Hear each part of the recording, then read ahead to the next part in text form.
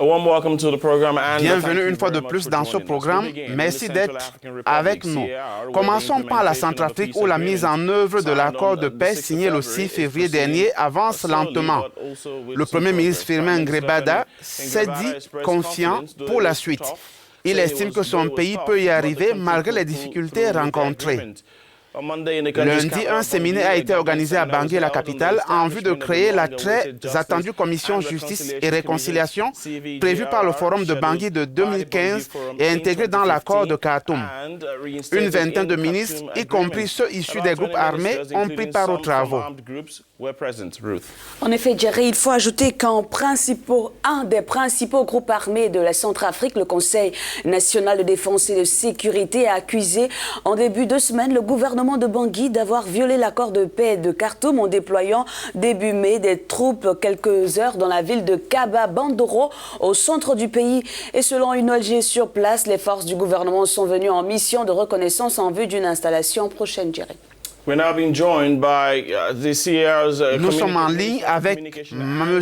Maxime Kazagi, ministre centrafricain de la Communication et des Médias. Bonjour, M. Kazagi.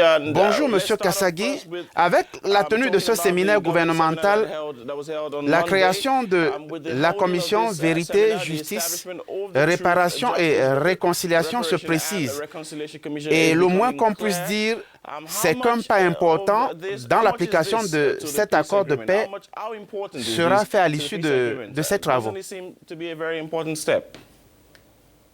Oui, bien entendu. Oui, c'est d'ailleurs à ce titre que cette importance reconnue par le gouvernement qu'il a été décidé que soit organisé dans ce séminaire gouvernemental sous l'égide du Premier ministre, chef du gouvernement, et par notre collègue, la ministre de l'Action humanitaire. En réalité, il s'agissait de mettre tous les membres du gouvernement au même niveau d'information sur la question. Il faut noter qu'avant que cette commission se mette en place, et c'est important de le dire, il est prévu qu'une commission mixte inclusive soit mise en place.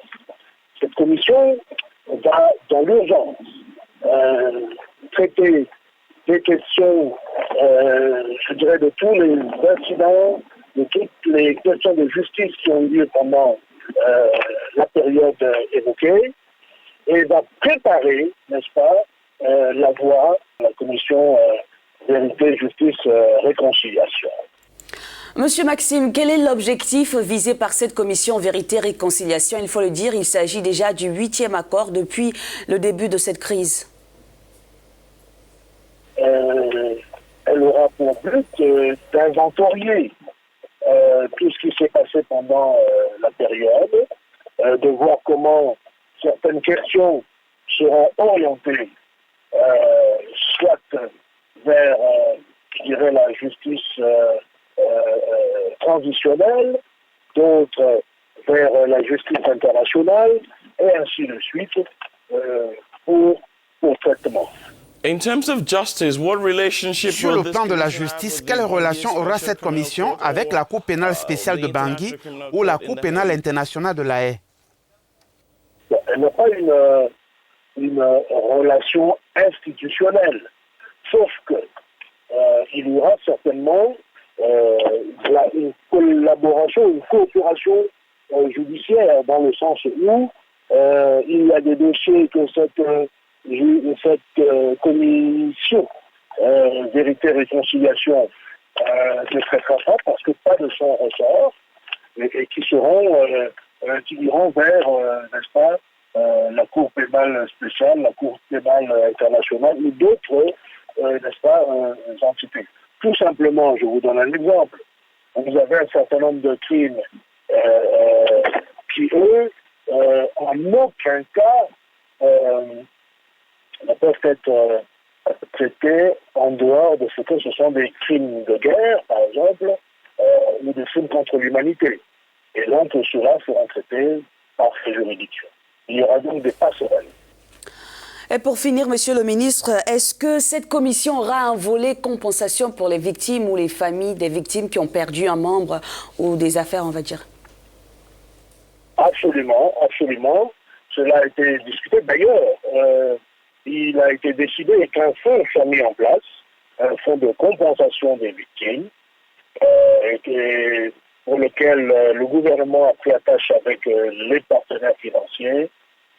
Et donc ce fonds commence déjà à être alimenté de manière que l'aspect compensation soit important.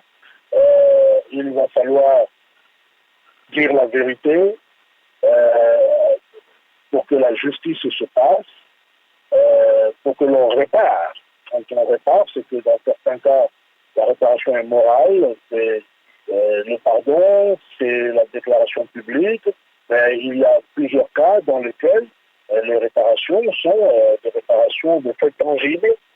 Et donc, pour cela, oui, en effet, vous avez raison, le gouvernement a pensé à cela et a mis en place déjà un fonds pour d'indemnisation des victimes.